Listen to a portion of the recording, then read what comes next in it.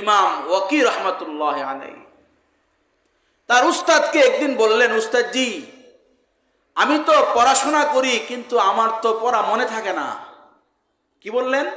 আমাদের হয় না অনেক সময় এরকম, ছেলেরা অভিযোগ করে যে আব্বা আমি এত পড়া পড়ি কিন্তু আমার তো মনে থাকে না, আমি কোরআন তেলাওয়াত করি কিন্তু পিছনে পড়া মুখস্থ থাকে না, কি করব? তখন দেখেন ইমামে শাফি রহমতুল্লাহ আলাইকে তার উস্তাদ ইমামে ওয়াকি রহমতুল্লাহ আলাই পরামর্শ দিছিলেন যে বাবা তুমি গুনাহ করো, তুমি গুনাহ করো, তাহলে গুনাহ ছেড়ে দাও। কি ছেড়ে দাও? বলে গুনাহ ছেড়ে দাও।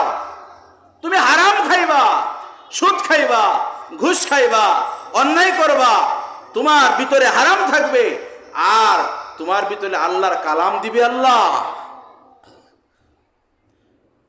ইমামে শাফি রহমতুল্লাহ আলাইহির উস্তাদ ইমামে ওয়াকি রহমতুল্লাহ আলাইহিকে যখন বললেন শাকাউতু ইলা ওয়াকিইন সুআ হিফজি ফাওসানি ইলা তারকিল মাসি, ইমামে শাফি রহমতুল্লাহ আলাইহি তার উস্তাদের কাছে জানালেন, উস্তাদজি আমার পড়াগুলো স্মরণ থাকে না, মনে থাকে না, আমাকে নসিহত করে দেন যেন আমার পড়াগুলো স্মরণ থাকে, মুখস্থ থাকে। উস্তাদজি তার ছাত্রকে পরামর্শ দিলেন, ফাওসানি ইলা তারকিল মাসি, তুমি গুনাহ ছেড়ে দাও, গুনাহ বর্জন করো। গুনাহ নাপাক, নাপাক যেখানে আছে সেখানে পাক জিনিস প্রবেশ করতে পারে না। সুতরাং যেই ঘরে হারাম থাকবে, যেই ফ্যামিলিতে হারাম থাকবে, যেই পরিবারে হারাম থাকবে, ওই পরিবারে কোনোদিন আল্লাহর কালাম পবিত্র জিনিস আল্লাহ দেয় না। কেন দেয় না? আল্লাহর কালাম তো বড় দামি, পবিত্র, আর তার ঘরটা অপবিত্র, তার কামাইগুলো অপবিত্র।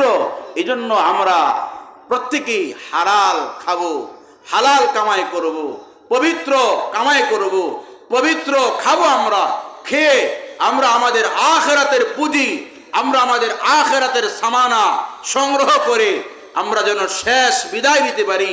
আল্লাহ আপনাকে, আমাকে, সব ভাইকে সহিভাবে আমল করার তৌফিক আল্লাহ তাআলা আমাদের সব ভাইকে দান করেন। সবাই বলি আমিন। ওয়া আখিরু দাওয়ানা